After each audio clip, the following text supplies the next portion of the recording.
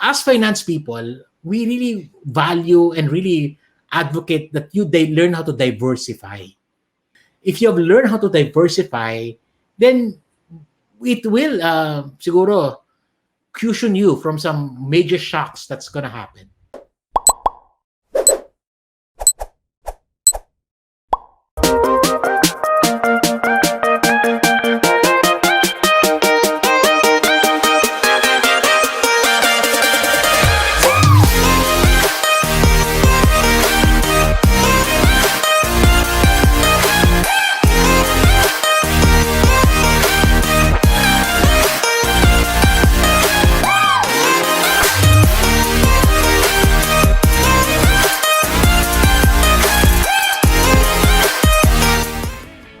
What is an ideal ratio? Property, stocks, crypto.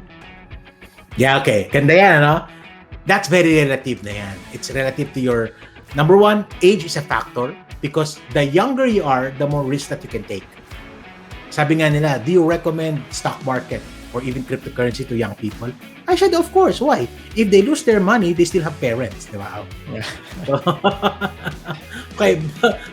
Age is a factor. Second is also, ano ba yung objective mo? What are you intending it for? Let's say when you're young, then you want some growth, you want, you have some money for your kids go to college, then you have a longer term horizon, then you don't mind the volatility of certain investments because particularly if you think it's going to grow, then you can wait.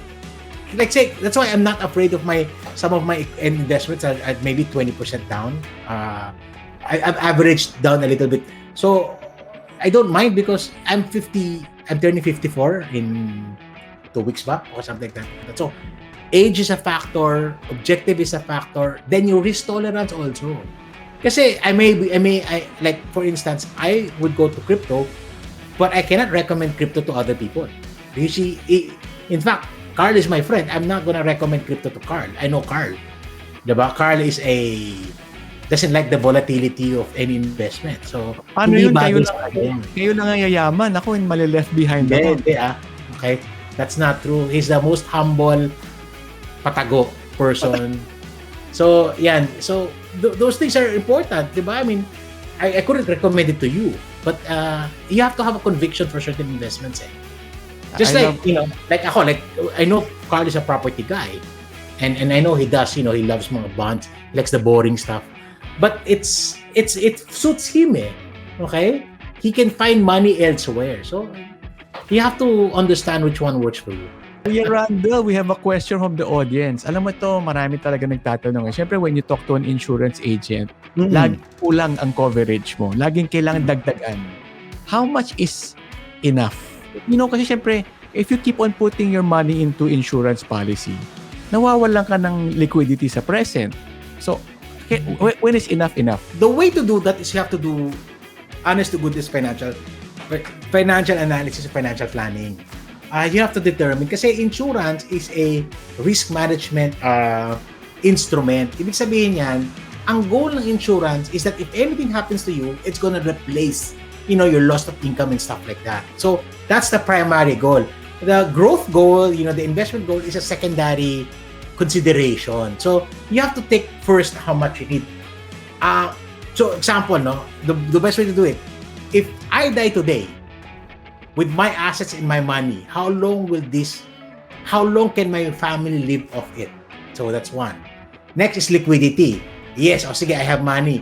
Do I want my family to sell these properties that I have raised up, or I want them to, ipamana sa next generation? Then that's a liquidity problem. So you have to do those numbers. An honest to goodness, well-trained insurance advisor, probably attended my masterclass or whatever, would know how to do that for you. So that it doesn't, kasi I tell a lot of people, never oversell, always based on need. Make them understand. And then later on you understand, ano ba dapat na product line yung bibigyan? Kasi there's VUL, there's term. It has its pros and there have its cons. I mean, term is cheaper, but basically it doesn't give me anything. If I'm okay with that, then that's what I buy. If I just want coverage and I don't want anything else, no bells and whistles, I don't mind losing money in premiums every year, then that's good. Now, if I want something kahit paano, gusto ko kumita naman, may recovery naman ako after 10-15 years, nabawi ko na yung hulog ko, then you might want to look at VUL. So again, you need to understand which ones is the best fit for you. Or you can create your own. Di ba? Meron kami tinatawag na BTID, Buy Term Invested Difference. So if you're the kind of a person, you're disciplined, you can do that on your own, you are confident with your investment capacities, acumen, then by all means, that's what you should do. How do you do BTID? So basically, Carl, this is how it works, no? Hindi na to diversification, but anyway. Okay. So, kasi let's say I have a premium budget. I have an insurance budget of, let's say, 100,000 a year. So 100,000 a year. So I can buy 100,000 a year na VUL. So the VUL will have insurance inside and has investment inside. A BTID is a VUL that you do it separately. Yep. VUL is a BTID concept in a particular plan. Lahat yan may pros, lahat yan may cons. Grabe, no? So I guess sa mga nakikinig dito, you really have to build up a certain amount of excess to be able to balance your portfolio, no? Well, number one, here's the thing, going back to diversification. Mahirap mag-diversify kung maliit lang yung pera mo. Yeah. I guess it's a reality. Ayun sabi nga, Mr. Tiongson, ang ganda na turo mo, diversification. Magkano po? Sige, magkano ba pera mo? 10,000. Hindi natin ma-diversify yan. 5,000 in BPI, 5,000 in GCash. Parang gano'n. Yeah. That's the only thing we can do. So, you have to certain level build it up. Diversification is not something you do it at the onset, Carl. You build up first. You stick to what you are good at first. Let's say, nag-start ka, let's say, savings muna, savings. Lumaki na savings mo. Then, nag-build ka into funds muna. Then, natuto ka mag-stocks. Okay? Then, may pera ka na, nag-property ka na. Hindi mo alam, over time, nagda-diversify ka na. Pero it's not something like, I'm 22 years old, how do I have a diversified portfolio? Let's be realistic. Maybe you can't, not yet. Diba? Do I have a diversified portfolio when I was younger? No. Nangyari lang naman yan nung meron ng scale, Diba? Ano i-diversify mo? In fact, if you do it too early, you might miss out on many things. Kasi masyado mo kagad spin red. Hindi pa nag-grow yung pera.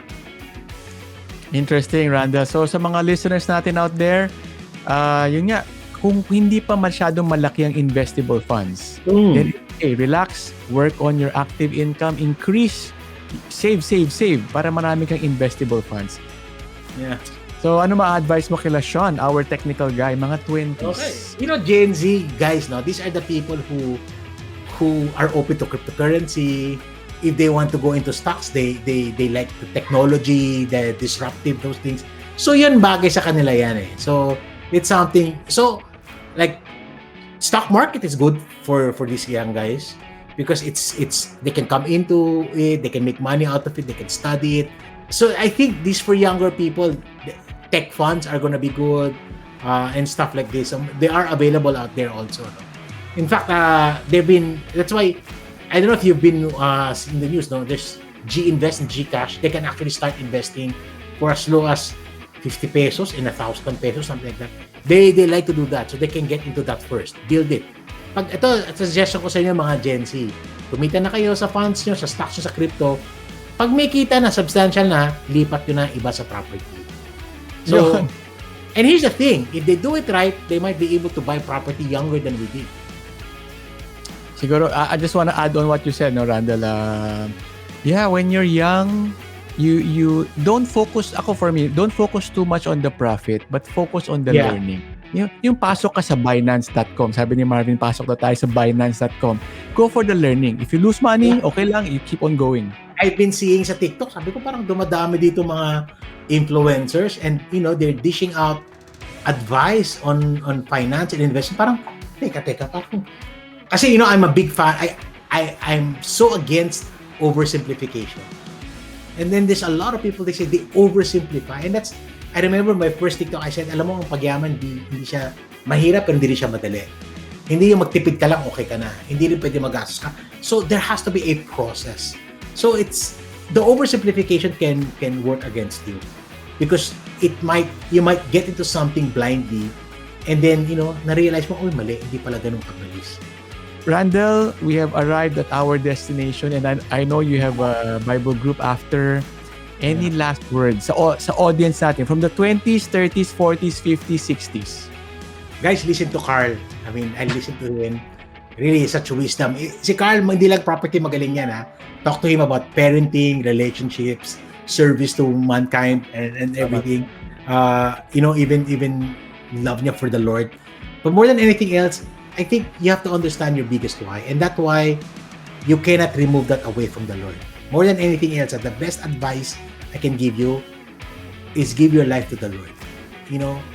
Wealth and the ability to create wealth comes from the Lord, and it's not for our own purposes, but for His.